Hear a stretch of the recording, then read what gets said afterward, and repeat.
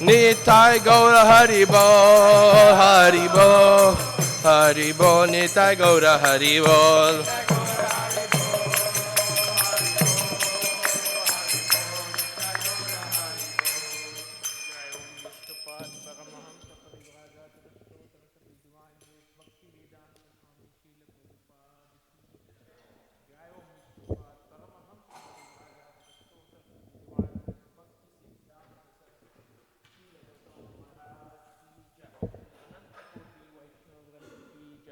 नामाचार्य शील हरिदास ठाकुर की जय। प्रेम से कहो श्री कृष्ण चैतन्य प्रभु नित्यानंद श्री अद्वैत गदाधर शिवासदि गौर भक्तवृंद की जय। श्री श्री राधा कृष्ण गोप गोपीनाथ श्याम कुंड राधा कुंड श्री गिरि गोवर्धन की जय। मथुरा वृंदावन धाम की जय। नवनीत माया धाम की जय। पुरुषोत्तम क्षेत्र जगन्नाथ धाम की जय। गंगा मैया की जय। श्री श्रोमणि तुलसी महाराज की जय। प्रभुपाद ट्रांसलेटेड बुक के जनता डिस्ट्रीब्यूशन की जय। हरे कृष्ण दास विस्तार की जय। जय हो Premanand. All glories to Sanjit Name. All glories to Sanjit. All glories. All glories. All glories. All glories to Govinda and Gopal.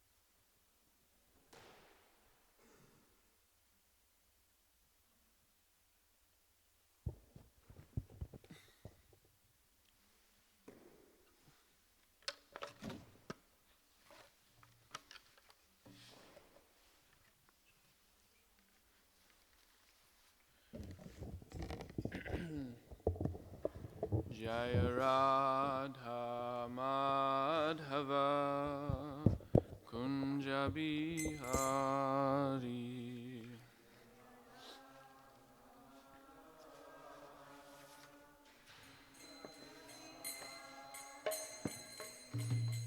Radha Madhava Kunja Bihari.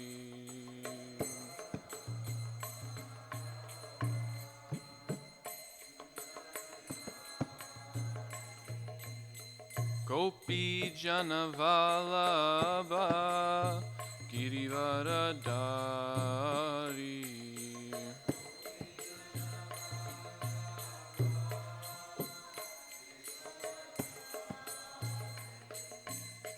Gopi Janavalabha Girivaradari.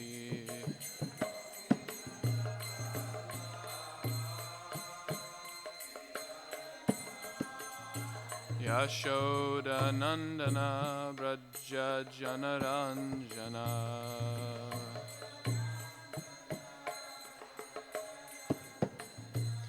Yashoda Nandana Braja Janaranjana.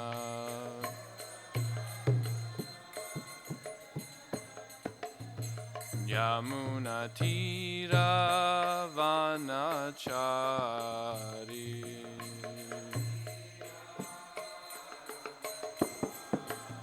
Yamunatira Vanachari.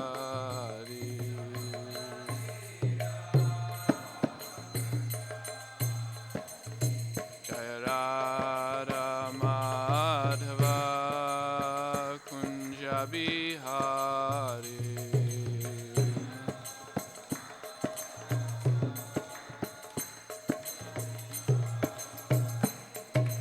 Radha Madhava Kunja Bihari.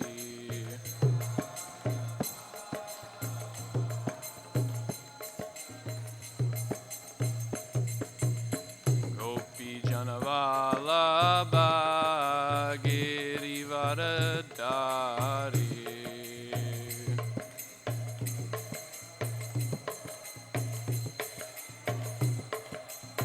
Jaya Gopi Janavalabha Girivardhari.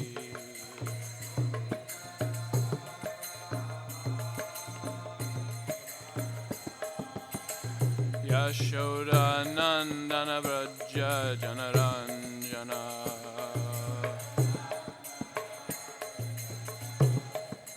Yashoda Nandana Vraja Janaranjana.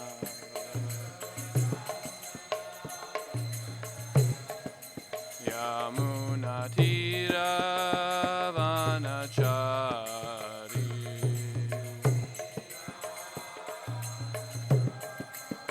Yamunatira Vanachari.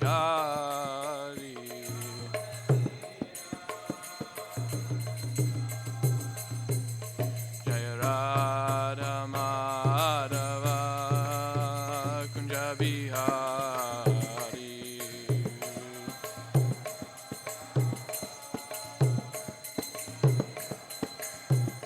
Jaya Radha Madhava Kunja Bihari.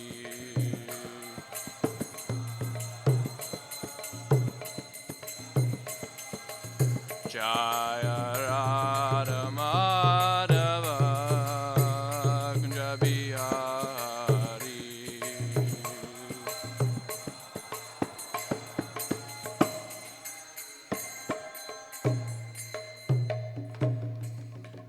Jayam Vishnupad Paramahamsa Parivargacharya Ashto Tarshatashi Srimad His Divine Grace A.C. Bhaktivedanta Swami Srila Prabhupada Ki Jai. Iskcon founder BBD founder Srila Prabhupada Ki Jayam Vishnupad Paramahamsa Parivargacharya Ashto Tarshatashi Srimad His Divine Grace Srila Bhakti Siddhanta Saraswati Goswami Maharaj Ki Jai. Ananta Koti Vaishnava Vrinda Ki Jai. Prem Se Kaho Shri Krishna Chaitanya Prabhu Nityananda Shri Advaita Gadadhar Shivasati Gaura Bhakta Vrinda Ki Jai. Shri Shri Radha Krishna Go Gopa Gopinath Shamakunda Radhakund Giri Govardhan Ki Jai. Shri Vrindavan Dham Ki Jai. Shri Mayapur Navadi Dham Ki Jai. Purushottam Shatra Jagannath Puri Dham Ki Jai. Jamuna Mai Ki Jai. Ganga Mai Ki Jai. Tulasi Maharani Ki Jai. Bhakti Devi Ki Jai. Samaveta Bhakta Vrinda Ki Jai. Nittai Gaura Premanandi Hari Hari Bo. All glories to the assembled devotees. All glories to the assembled devotees. All glories to the assembled devotees. All glories to Shri Shri Guru and Shri Gauranga. All glories to Srila Prabhupada. Om Namo Bhagavate Vasudevaya. Om Namo Bhagavate Vasudevaya. Om Namo Bhagavate Vasudevaya. Reading from Srimad Bhagavatam, Canto 10, Chapter 84, The Sages' Teachings at Kurukshetra, and we're on texts 65 and 66.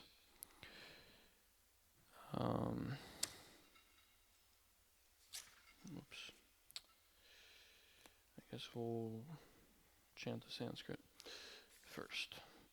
Nandastu Sakyu Krit. Premna Govinda Ramayo. Adyashva iti masam strin.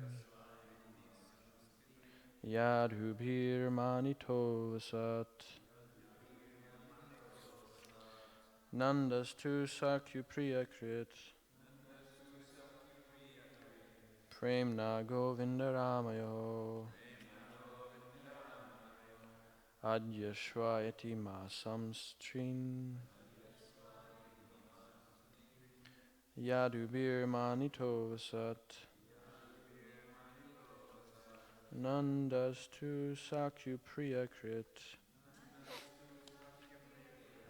Premna Govinda Ramayo. Adyashva iti masam strin. Yadubir manito vasat. Please chant.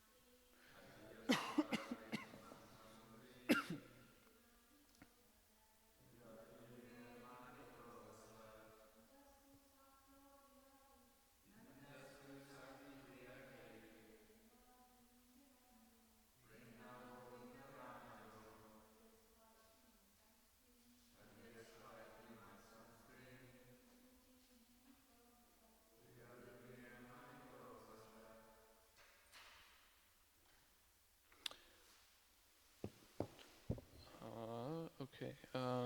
Word for word. Nandaha. Nanda. To and Sakyuhu. To his friend. Priya. Affection. Krit. Who showed. Premna. Out of his love. Govinda Ramayo. For Krishna and Balaram. Adya.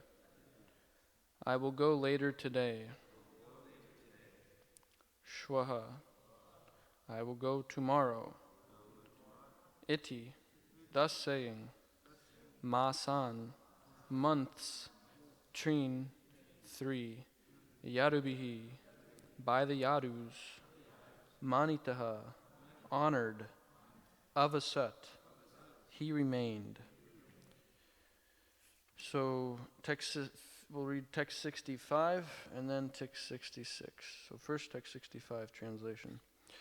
Sri Shukadeva Goswami said, his heart softened by feelings of intimate sympathy. Vasudeva wept. His eyes brimmed with tears as he remembered the friendship Nanda had shown him. And text 66.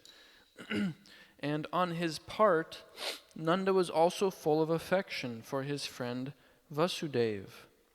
Thus, during the following days, Nanda would repeatedly announce, "I will be leaving later today," and "I will be leaving tomorrow." But out of love for Krishna and Balaram, he remained there for 3 more months, honored by all the Yadus. Purport. After settling that he would leave first thing in the morning, Nanda would then decide, "I'll go later today." And then when the afternoon came, he would say, "I'll just stay until tomorrow." Srila Vishwanath Chakravarti suggests one possible reason for his procrastination. Nanda secretly intended to bring Krishna back with him to Vraj, but did not want to break Vasudev's heart. Thus his indecision continued for 3 months. Om Jnana Timirandasya Gyananjana Shalakaya Chakshurun Militam Yena Tasmai Shri Gurave Namaha Shri Chaitanya Manobishtam Stapitam Yena Bhutale Swayam Rupa Kadamayam Dadati Swaparantikam Vandeham Shri Guru Shri Yuta Parakamalam Shri Gurun Vaishnavam Shcha Shri Rupam Sagrajatam Sahagana Raghunathan Vitam Tam Sajivam Sadvaitam Savrutam Parijana Sahitam Krishna Chaitanya Devam Shri Radha Krishna Padan Sahagana Lalita Shri Vishakhan Vitam Shcha Namo Om Vishnu Padaya Krishna Prishtaya Bhutale Shri Mate Bhakti Vedanta Swami Niti Namine Namaste Saraswati Deve Gauravani Pacharine Nivishesha Shunyavadi Paschatya Deshatarine Vanchakalpatarubhyascha Kripa Sandubhyevacha Patitanam Pavanebhyo Vaishnavebhyo Namo Namaha Jai Shri Krishna Chaitanya Prabhu Nityananda Shri Advaita Gadadhar Shivasati Gaura Bhaktivinoda Hare Krishna, Krishna Krishna, Hare Hare, Hare Rama, Rama Rama, Hare Hare. So, some preliminary thoughts here. After reading this, just so with this pastime spanning the length of like 3 or 4 chapters here. And I think 3 chapters it is, 82 through 84. So we've been at Kurukshetra for a while now. Seems like for at least a month, reading these 3 chapters, and all this time, there's many things that are happening, many rituals and sacrifices taking place. I think the solar eclipse, it doesn't happen for 3 months. So everyone's just still there on pilgrimage, essentially. And Nanda Maharaj and the entire village of Vraj has not left yet. So they're just kind of loitering around. They're loitering. And we saw in the beginning in chapter 82 how when Krishna and Balaram actually met again, the residents of Vrindavan, specifically Nanda and Yashoda, we saw that interaction, how they just became bewildered by love. They went into the tent, and Devaki and Rohini Devaki was trying to get their attention, but then she couldn't get Yashoda's attention at all. Yashoda was just in this completely absorbed mood of Vatsalya Prema. And so then Rohini said, you're crying, this is like cries in the wilderness. You'll never be able to wake Yashoda out of this. She's more in love with Krishna, with your own son, than you are. That was basically the conclusion of that interaction, was that Nanda and Yashoda have more love than Vasudeva and Devaki. It's inconceivable. It's not that one's pure and one's not. It's just it's perfect and more perfect and most perfect. So Krishna and Balaram are also completely overwhelmed with that love of the Brajvasis. So here we see that Nanda could not leave. He said, every day he would say, okay, tomorrow I'm going to leave. They'd have their cups of hot milk and read Krishna book at night, and then upon going to their individual tents, and he would be saying his goodbyes and saying, we're packing up and we're going to leave early tomorrow morning. And then when morning came, he thought, I'll leave later today because I can spend, at least, break fast with Krishna and Balaram, see them again, maybe, sit with them a little bit. And then after morning had passed, he thought, well, it's a little too late now, let's have lunch. And then after lunch, it's far too late, so we'll leave tomorrow morning. Has anyone had that experience before? I've had that experience once. I was in traveling Sankirtan, and there's this devotee named, what's his name? He has the Farmington Hills Temple in Michigan.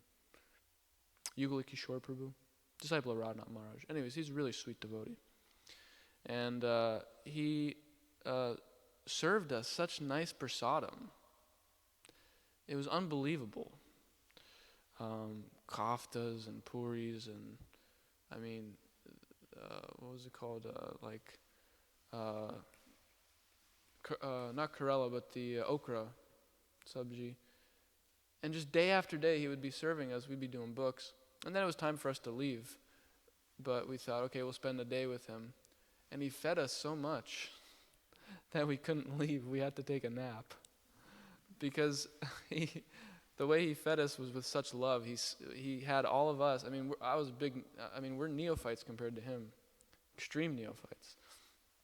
Had us sit in the circle, and he would sit in the middle of the circle with all the preps, the pots, and just would serve us very lovingly and engage us in conversation. And the way he wouldn't let the plate lose any volume. So every time he would eat, he would just refill it. So I ate probably 5 times more than I usually do. And I had no problem digesting, not a little bit, because it was served with such love. And so we ended up, again, staying that night.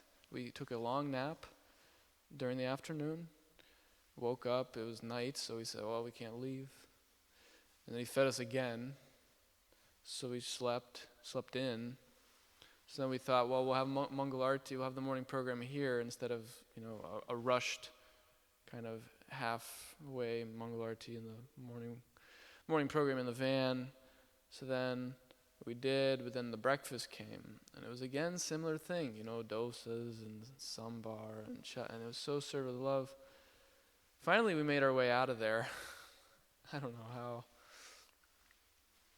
but that left such an indelible impression. How that love, that affection, made such an impression that you can't leave it. One cannot leave that, because that's really what the soul hankers for, is a loving relationship. And so Nanda could not leave Krishna and Balaram. This is his, Krishna and Balaram. He never thought for a moment that this was actually Vasudeva and Devaki's son. He was thinking this is their son, but he was always thinking this is my son too. And that was admitted in chapter 82, that actually you are more of the parents than us. Vasudeva said himself that you are more of Krishna and Balaram's parents. And so,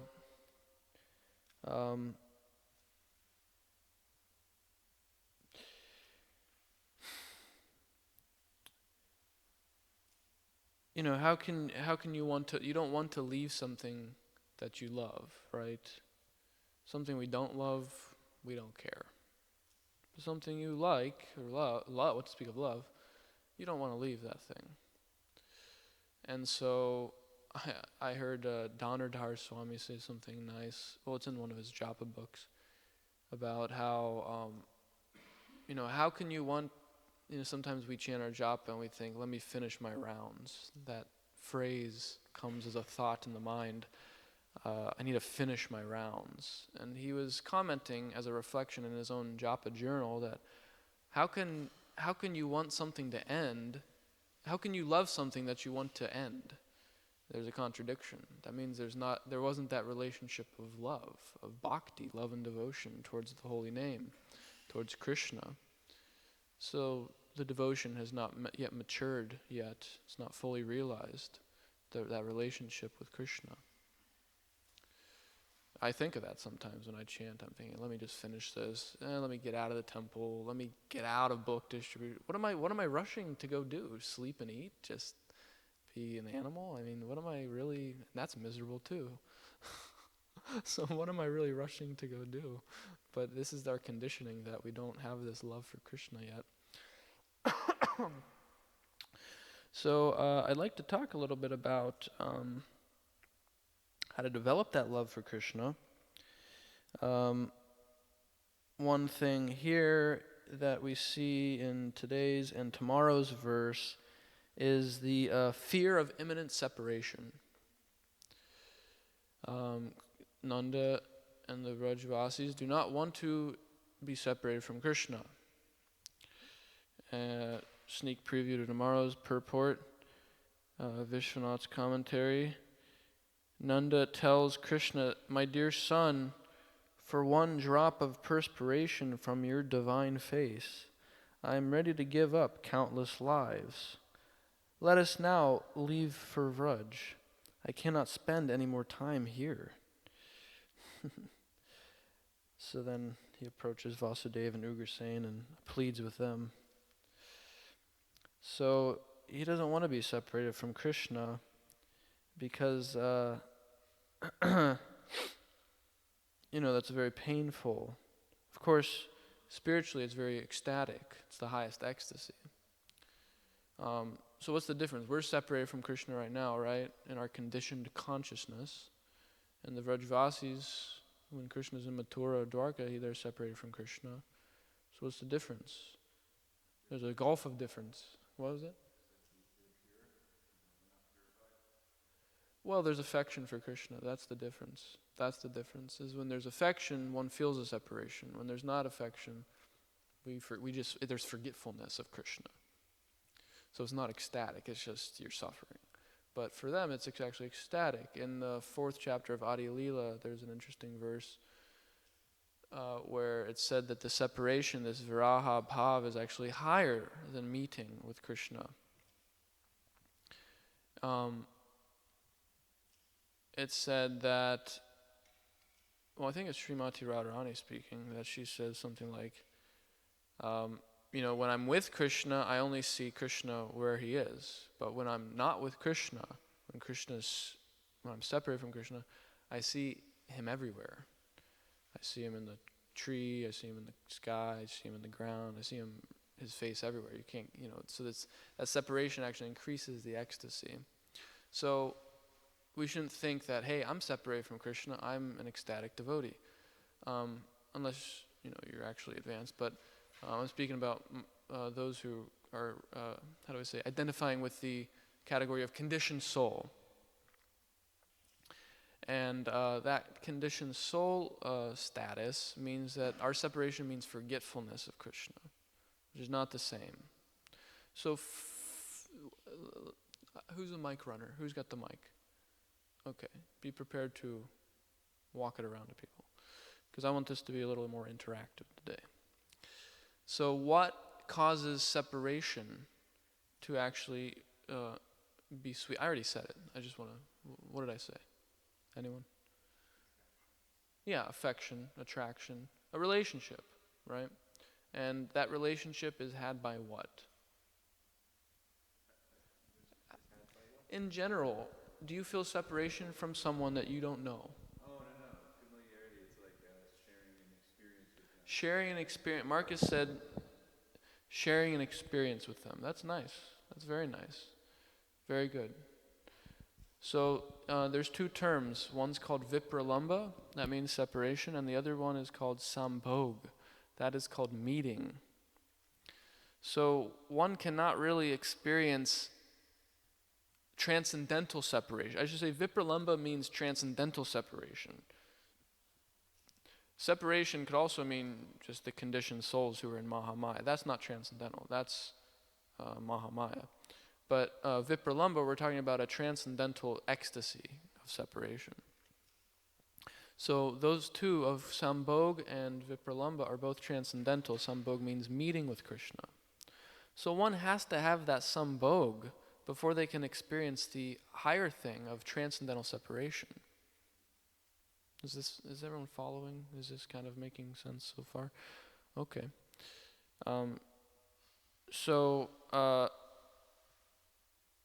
I guess what I'm trying to get at is, I want to hear about how we can actually spend time with Krishna. This is how we develop this affection for Krishna. How do we actually spend time with Krishna? The thing is, we're in a conditioned state. We don't have affection for Krishna. We're separated, we don't care. But we want to feel that one moment. What is that verse? Yugayitam nimeshena. That one moment is like a yuga without Krishna. One moment is like a yuga. It's intense. How long's a yuga? Depends. What does it depend on? Which yuga it is. Hey, someone's been reading Prabhupada's books. That's very good. Okay, well, let's just take the shortest yuga, just to, give ourselves some slack here. 432,000 years. 432,000 years is the length of Kali Yuga. So these aren't just poetic devices. These are legitimate. These are like the closest things. They are poetic devices because the separation the devotee feels is even greater than that. Just like we describe Krishna's face to be like a moon or his feet to be like lotuses. Those are not actually accurate. His feet and face are far, far more beautiful than those things. But so similarly, this yugayitam nimeshana, one moment is like a yuga. It's actually not quite the case. It's actually much, much more suffering than that. It's much more than that. But it's the closest thing to compare it with. So, one moment is like 432,000 years. That's like unbearable. Yugayitam nimeshana chakshusha pravarshayitam. That, how does it go? How's the English translation go? One moment is like 1,000 years or more. Tears are flowing from my eyes like torrents of rain. I was reciting that one day in the morning program in Denver, and I was thinking, and it hit me one time, torrents of rain, that's intense. Like torrents of rain, you're crying pretty hard. I mean, I've never cried that hard. I've never seen anyone cry that hard. Torrents of rain, that's intense. Chakshusha pravasha shunyayitam jagat sarvam. The whole universe is void. Meaning nothing else is not even interesting at all. Absolutely useless, void. Govinda Vira Hena Me. Separation from Govinda. This Viraha Bhav. So what was my point? My point was that, this is not how we feel because we're conditioned souls. Our separation is, if we're not feeling that, that means we don't have affection for Krishna. Only devotees have that sort of feelings of ecstatic separation because they already have an affectionate relationship with Krishna. And so I guess in a very long prelude here, I just want to discuss the ways to actually obtain this relationship with Krishna. How do we gain our affection for Krishna? How do we actually spend time with Krishna? There's a mundane song, which I won't contaminate you with the lyrics, but it popped into my head yesterday, unfortunately. But fortunately today, I Krishnized it a little bit. And it talks about this mundane relationship between a boy and a girl. And it talks about how that the way that you're going to fall in love with me is only if you spend time with me, because I'm so great. I was condemning this nonsense in my mind. But then I thought, hey, that's Krishna though. That's Krishna's lyrics to the conditioned souls, that you have to spend time with me and then, you'll fall in love with me. So I guess my question, now I'm going to open it up. How do we spend time with Krishna? What are the ways and methods that we can think of? And let's enumerate some of them. If we had a whiteboard, which we do, but anyways, if we had some sort of board, we can list them up. We can engage in some active discussion at this time. What are some ways which we can spend time with Krishna? Because this is actually the philosophy, is that we associate with Krishna. And that association purifies us, and it makes us fall in love with Krishna. So one might beg the question, how do I do that? First off, let's think of some pramanam, just so that we're all not stuck previously. Is this the Siddhanta, that we develop love for Krishna by spending time with him, association with Krishna somehow or other? Is that the Siddhanta? Can we think of verses? Let's think of some verses. Or anything. Not even verses, just some sort of thought. 12:20. Okay. Okay, sure. Give Marcus the microphone. Those who follow this imperishable path of devotional service and who completely engage themselves with faith, making me the supreme goal, are very, very dear to me. Okay, how does that show that spending time with Krishna, and we have not yet defined what spending time is, we're about to, but that helps develop this affection and love for Krishna? Devotional service. It's the only way by which we can come to an understanding of Krishna. Okay, so you're saying service to Krishna is going to help develop this love for Krishna. Okay, very nice. So, let me take that a step further and say that service to Krishna, why is that,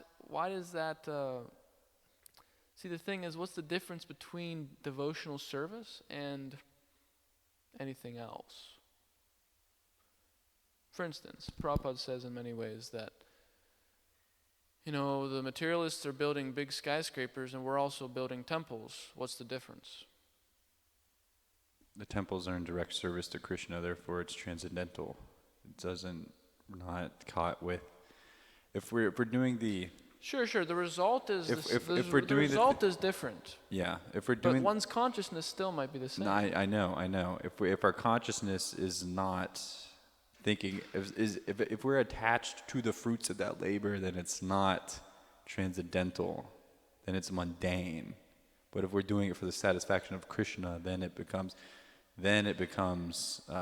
transcendental, when we employ what we're doing in the direct service of Krishna to propagate his message, or just giving the fruits of your labor to him, then it's transcendental. Okay, Doug? Well, pure devotional service is done without any alternative motive other than just love for Krishna. You're wanting to bring pleasure to Krishna. Okay, so let's go to Bhagavad Gita here.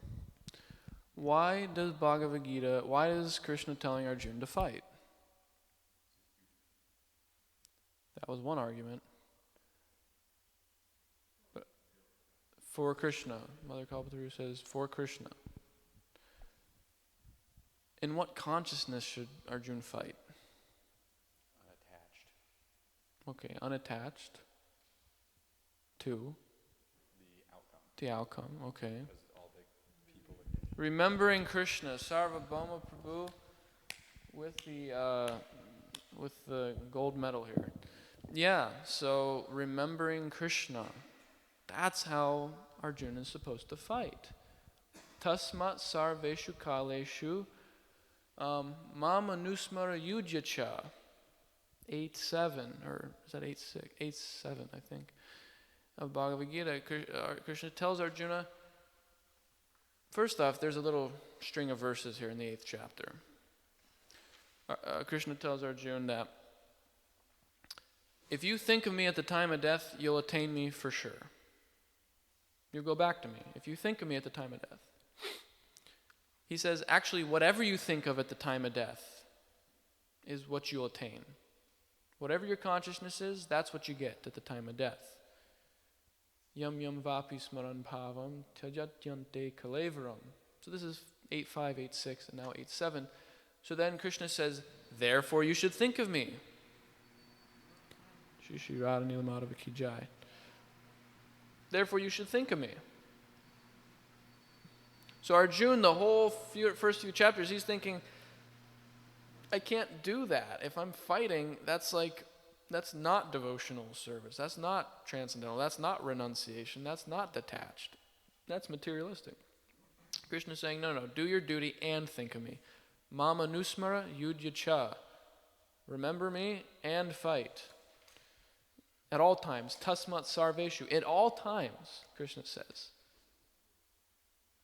Sarveshu kalish. At all times, you should do your duty and then remember me. So the point is, how do we do that? Is we do devotional service, which is what Marcus was saying. So, hey, we want to build something, do it for Krishna, because we'll think of him then. We're not, building this temple.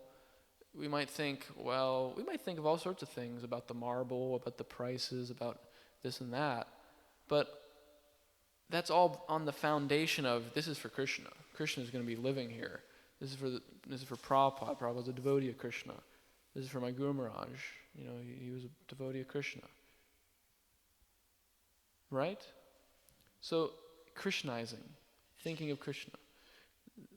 This is the, and also Krishna says, Man mana bhavamad bhakto. Man mana, always think of me. This is the most confidential knowledge in the Gita. He says it twice, in the 934 and 1865. Man mana. Think of me. Just think of me. Become my devotee. Offer your homage. So, okay, let's open it up now.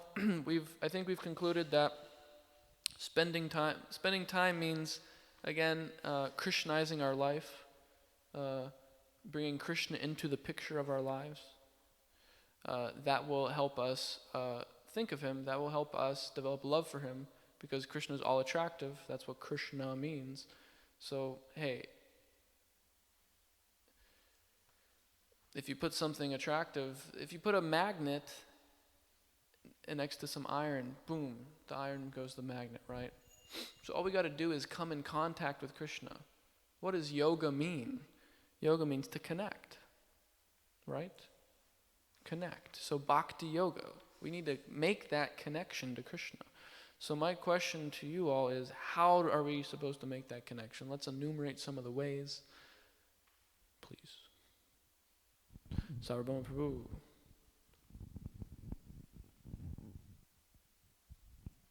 In the Guru Vastika prayers it says, Yasha Prashadat Bhagavat Prashado Yasha Prashada Nagati Gatopi, that by the mercy of the spiritual master one attains Krishna. So by serving the Guru, who is dear to Krishna, Prabhupada said, if you love my dog, if you love me, you'll love my dog. So by loving the dog, gets the mercy of the master of the dog. Nice. So that's serving the spiritual master is one way to please Krishna. And if Krishna is pleased, he'll present himself to you. So that's the concept. Now, what are some practical ways, let's say? We got the conception down. What are some practical ways which we can please the spiritual master? Because that sounds like a right answer to me. Yes, we got the shloka. We got the concept. I'm convinced that I should please the spiritual master if I want to attain Krishna's mercy. So now my question is, how do I do that? Any thoughts, Mother Kalpataru? That mic can go that way real quick so that she can answer.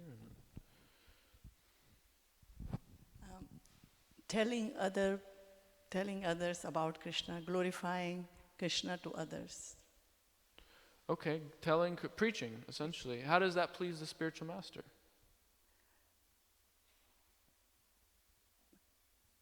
because spiritual master always wants Krishna to be happy. So when we glorify, like even in in day-to-day life, when we glorify someone to others, we develop some attachment to the person we are glorifying. Yeah. Okay. So you're answering the question. These are ways to gain attachment to Krishna, is to perform kirtan, glorification or sankirtan. Right. Okay. Yeah, that's nice. That's very nice. And ultimately, actually, the way we please the spiritual master is we do bhakti yoga. That's the spiritual master's instructions, is do bhakti yoga. And within bhakti yoga is these angas of bhakti, right? The 9 angas of bhakti. That's not an exhaustive list, there's so many. But these 9 that Prahlad Maharaj gives in the 7th canto. So one of those is this kirtan, glorification. Kirtan comes from the word kirti, which means famous, one's fame. So there's 2 words for fame, yasha and kirti. Kirti means like glorification, so spreading the fame of someone. So when we chant Krishna's names, we're like glorifying, we're spreading his glory, spreading his fame. So also kirtan is reading these books, recitation, book distribution. Prabhupada said is kirtan, actually, because you're spreading Krishna's fame, you're spreading Krishna's glories. And so yes, these things please the spiritual master. So Sarvabhauma Prabhu brought up a really nice point, that the foundation of this is that it's pleasing. We have to go through the mercy of the spiritual master. And the spiritual master is going to engage us practically in the devotional service of the Lord. That's what's pleasing to him. And so spreading Krishna's fame is what's pleasing to the spiritual master, because it's pleasing to Krishna. And it's pleasing to us too. We develop attraction for that person we glorify. That's what Mother Kalpataru just said. That when we glorify Krishna, we think, wow, Krishna's pretty awesome actually. I just didn't engage my mind and tongue in chanting his glories, and now I have, and now I'm totally attracted to Krishna. What a guy. Who else is like Krishna, So any experience of this, because this is the other level of depth we can go. We got the concept, right? Now we got some practical application. So does anyone have any experience of it? Let me explain. Like, you might say about cooking rice, for instance. You might learn how to cook rice. So you might read the instructions out of a cookbook, right? Like, you got the concept pretty down. You got this grain, it's uncooked. You need to heat it up to a point where it's cooked for some certain amount of time. So then practically, you learn, okay, I got to wash it first, and then I got to put it in a pot, and then I got to, add the right amount of water, do some measurement, I got to wait, I got to lid it, all this stuff, right? Okay, I know the concept of cooking rice, what that means. I know actually how to do that. But then there's the other level of experiential level. For instance, to wash the rice, we learn that, wow, we need a sieve that's not too big of holes. Otherwise it'll fall through. That comes only through experience. Or at least one thing I learned about cooking rice was if you leave the lid on and 20 minutes later on ultra low, you turn that heat off and you don't touch the lid for another 10 minutes. And then in another 10 minutes, the rice will be perfect, totally fluffed and perfect. And even frying it in ghee for 2 minutes beforehand. So through experience, these things only came through watching other devotees do them and also trying it out myself. So I guess my point is, what is our experience in spreading the glories of the Lord? How did that develop our affection and attachment for Krishna? Did anyone want to share some experiences of some times that they engaged in this activity? Because someone might not believe you, you know. You might say, here's the concept, okay, I'm convinced, I know how to do it, but to actually hear someone's experience is another level of depth that will add to someone's understanding and application and conviction for devotional service. So to share one's experience of that. Does anyone have an experience of how spreading Krishna's glories made one feel more affection or attachment for him? Okay, Bhakti Markets, Prabhu. Well, Sankirtan, when we're going out distributing books, and I can see practically what is mentioned in the Shastra, various works of the Shastra, and I can observe this. I can observe various points within the interactions that I am engaging in, and it increases my faith in the Shastra, because it's, like Prabhupada says, it's a science. You know, these things are observable, and yeah, the more we observe them, the more we experience them, the better we will get a better understanding of whatever instance we're observing.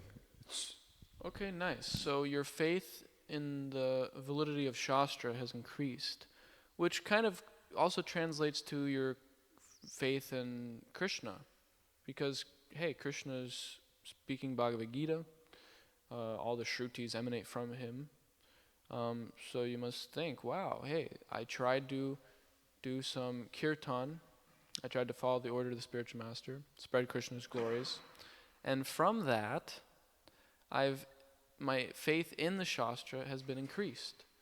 So in that sense, yes, our affection for Krishna has increased, our attraction to him has increased, because we think, wow, hey, at least it's true. At least Krishna is honest. What he says in the Gita is true. People are under the three modes of nature. So that's very nice. Nice experience. Sarvabhauma Prabhu. If a devotee is asked to give class, it's a way of serving their spiritual master and Prabhupada, and by preparing for the class and giving the class, oftentimes the devotee experiences that their Krishna consciousness increases at least a little bit. Because to give it, to express something about Krishna, you have to study a little more, and just being in that position, it somehow brings you closer to Krishna. Your Krishna consciousness increases by serving the spiritual master's mission and serving the Vaishnavas in that way. Nice point. That's a great point. So even giving a Bhagavatam class or giving any class, you know, our service is to speak about Krishna. And in that sense, we experience a little bit of attraction for Krishna. Even though, you know, it's like almost sometimes we give the class to ourselves. I'm hearing what I'm saying. At least this is also my experience too. I'm thinking, wow, you know, I heard what I said. And I'm thinking, hey, okay, yeah, Krishna is pretty amazing, you know, we glorify, and you see other people's reactions, you know, sometimes people are thinking like, wow, that was nice to hear about Krishna.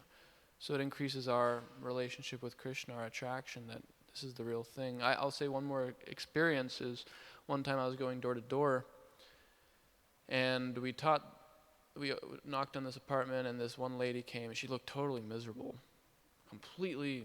The aura was dark, miserable person. Just unhappy, sad, unhappy. So we were all very happy and nice, and actually there's a saint in Denver, Mother Nidra, Prabhupada's disciple, and she was there. And so she taught this lady how to chant the Maha Mantra. And I was a brand new devotee.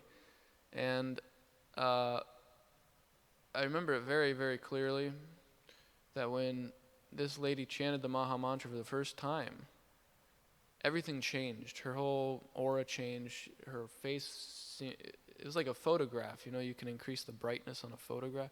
Her whole body, her face changed. It was light. She was smiling. She was crying. She was laughing. I swear. And as a new devotee, I was thinking, whoa, I mean, well, that increases my faith in Krishna, because I tried to do some Sankirtan, glorify Krishna, and then this person became ecstatic. So I thought, wow, I should also, what is in this Maha Mantra then? This Maha Mantra must have something to it. So yeah, there's a lot of experiences in the Kirtan, spreading Krishna's name and fame. Any other ways that we can, quote unquote, spend time with Krishna, perform bhakti yoga, connect with Krishna? What are some other ways we can do it? We got 5 minutes to try to get one more in at least. To Krishna. Offer prasadam to Krishna. Nice. And I would say, well, we would offer bhoga to Krishna. So I would say that could fit into, archanam or dasyam. I guess technically archanam would be one way. Because deity worship, essentially, that's how you offer things to Krishna. At least in the Pancharatric method. And so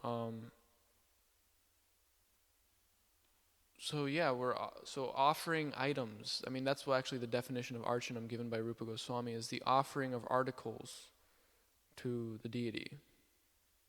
So bhoga, the naivedya is an article, the lamp, the incense, all these articles are being offered to the deity. And this is what archanam is. It's an anga of bhakti. So how does that, conceptually speaking, how do we connect, what does that mean? How does that work conceptually, that connects us to Krishna by offering articles to the deity?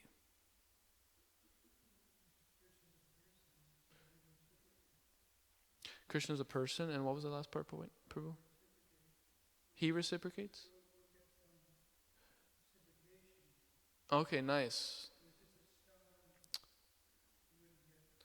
Nice. That's very nice. Very nicely said. He said that because Krishna is a person, because the deity is a person, therefore there's reciprocation. Like if I give Doug something, there will be some reciprocation. I can give him a glubjamin. He might go, hey. Even that expression is a reciprocation. You don't give anyone and they just don't respond. Only a stone, a dead object doesn't respond.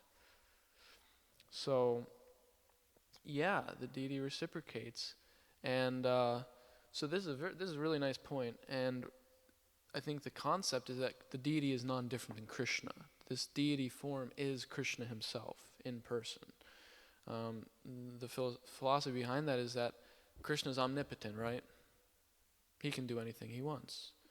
This is the material energy is his energy anyways. So, with these elements of earth and metal and stone and wood, Krishna can enter into them and manifest his own self. Especially if you do it according to the rules and regulations, or especially if you have some bhakti. So, Krishna's non-different than his deity form. He's present in the deity.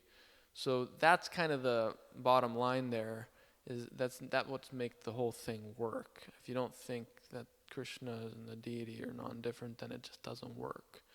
So that's the concept. So how do we practically do that? Well, there's lots of rituals and procedural things that you can learn if you do some deity worship.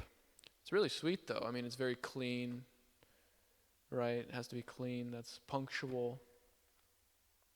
So these are ways of offering things to Krishna. Cleanliness, because the idea is he's a person, right? If I tell Bhakta Doug, Prabhu, that I'm going to have lunch ready for him at 2 p.m., he's going to expect it, right? What if he's waiting for lunch and I come in at, 2:20? Now, Doug's a nice person. He won't get so upset, but he might feel like, he said 2 o'clock and now it's 2:20 and my stomach was ready at 2, and now it's kind of like burning my insides, the fire, and I feel a little bit upset. And he might think, I also, Jai, Shishira Nilamadhavaki Jai, I might be using let's say the spoon, the used prasadam spoon from the breakfast has been sitting out all day, and I just grab that spoon. It's kind of got crusted khichdi all over it, and I say, hey, I'm going to serve you with that one.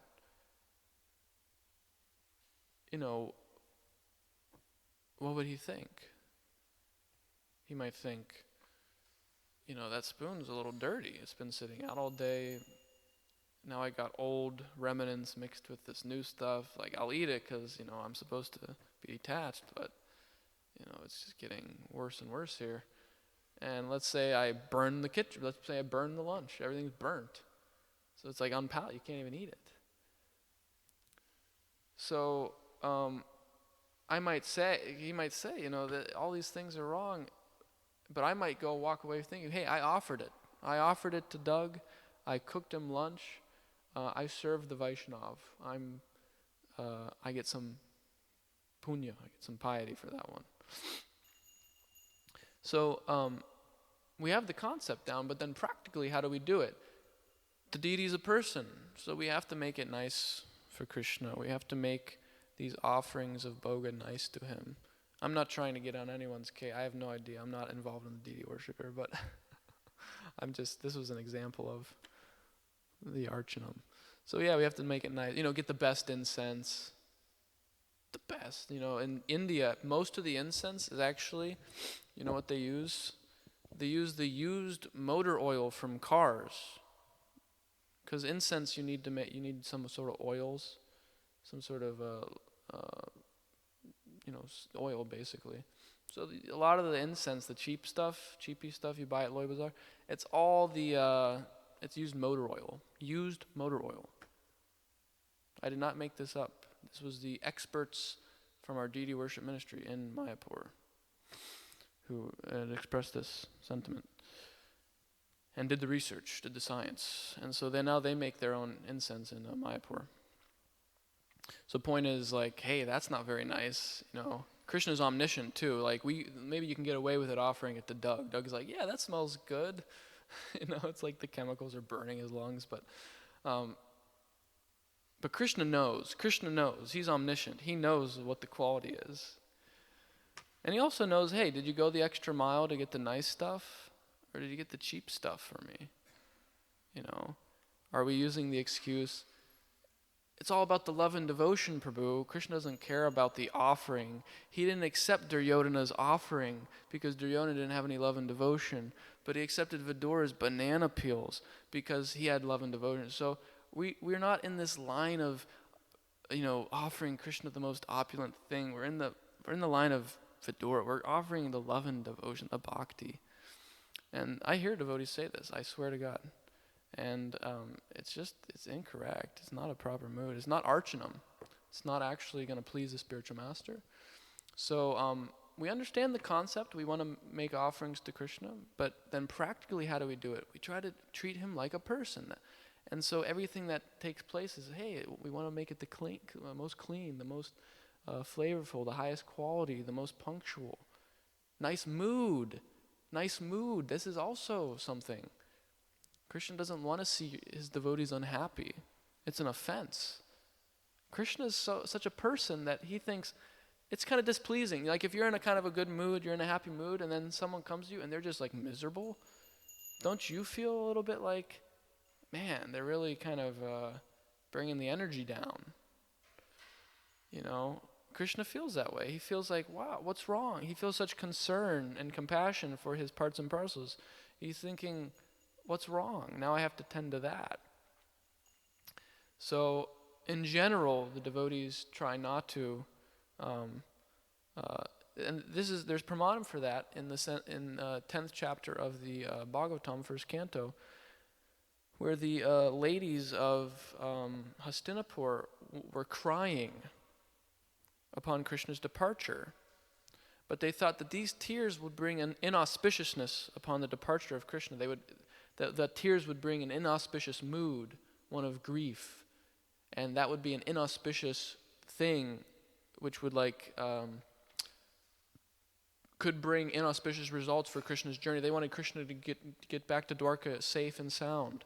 So they checked their tears with great difficulty. So similarly, we might be miserable. I might be underslept. I might be feeling, I'm so fallen and wretched, and this devotional service is really tough or whatever. But when we come before Krishna, at least in front of the deities, Krishna's in the heart of everyone. He's everywhere. So we're always in front of Krishna. But for the neophyte, we can't see that. So at least when we come to the temple, we should be in a decently pleasant mood. We shouldn't be miserable. So anyways, all these little details are part of Archanam. Pancharatra is so important for the neophyte devotee because we're not personal with Krishna. We don't treat Krishna like a person. And so we don't even treat each other like a person. We don't even know what a person is, especially in the Western culture. It's very impersonal. So I'm learning how to be a person and a human being just by joining this Krishna conscious movement. And if I can achieve that, that's like huge. That's a big thing. What to speak of what we're reading today, Nanda Maharaj's unalloyed affection for Krishna and Balaram and the Viraha Bhav, separation. But at least we can try to follow the order of the spiritual master. Spiritual master said we should do this Pancharatrik Vidhi and Bhagavat Vidhi as two parallel lines of a train track, side by side. We should not be all Pancharatra, all the rules and regulations, and we should not be all Bhagavat, at least at our level, my level. The neophyte must do both simultaneously. And in this way, they actually can progress. So, any brief questions or comments at this point? We only got through 2. There's 7 other angas, and there's so much more we could say about how to increase our connection with Krishna. Mother Kalpataru?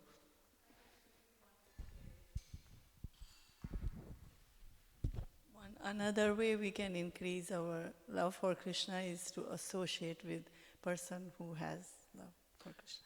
Okay, wow, she brought up the third one, which was a really important one, actually. Vaishnav Sangha.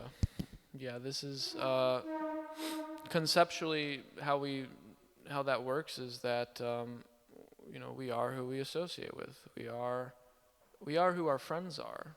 That rubs off. Prabhupada said, if one wants to learn how to become a drunk, he goes hangs out with some drunks. So by association, we develop those qualities. What's that verse? Purusha prakriti stohi punkte prakriti jan gunan sadasad karanam guna sangosya sadasad yoni janmasu. 13th chapter of Bhagavad Gita. Karanam guna sangosya. What is the karana? What is the cause? It's the guna sangha, the association with certain modes of nature. So Krishna says that association is the cause of the different types of life forms that we get, the different types of mentality we have. So hey, we want to be a devotee? Spend time with devotees. And spending time with devotees doesn't mean, anyways, we talked about that. It means hearing and chanting. It means actually performing these angas, serving the devotees. Tadvidi pranipatena priprashnena sevya. That we want to serve them, submit to them, surrender, inquire from them, like that. And so, yes, by that association. So how do we practically do that? I guess we just mentioned. And then, we don't have time, but, we can go through, in our minds at least, we can think about all the different experiences we've had where we've served a devotee, where we've heard from a devotee, we've inquired from them and heard from them, and what that's done to us, how that has made us more connected to Krishna, where we felt, wow, I actually feel yoga, I feel connection with Krishna. And the name of the game is doing that all the time, as much as possible, because then, that's how bhakti progresses. Always remember Krishna, never forget him. That's what Vaidhi Bhakti means. And so thank you for bringing that up. That was an important one. And we can go on and on, but I think we should take this home with us and think about the other angas of bhakti, other practical ways that those are meant to be engaged in, and ways that we've experienced those in our own life. Whenever I serve senior devotees like Keshava Bharti Maharaj or Giriraj Swami or my Guru Maharaj, when I cook for them, serve them, I feel ecstatic. I feel absolutely ecstatic. I feel a lot more Krishna conscious. It is important, back to Sarvabhauma Prabhu's point, if we're not personal with the deity, then get a guru, serve a devotee, because they're at least moving around, and they're going to tell you, hey, this is burnt.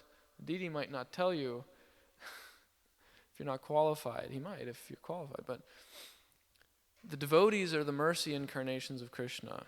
You cook burnt rice for the deity, and the devotee tastes it, the devotee's going to tell you, hey, you offered this to Krishna. That's Krishna telling you. That's Krishna coming through the devotee telling you. So it's really important to do some Guru Seva, because then we get this mercy of how to actually serve the Supreme Personality of Godhead. And by serving the Supreme Personality of Godhead, we learn how to serve the devotees. And so this is our eternal occupation, is serving an eternal servant of Krishna and his devotees.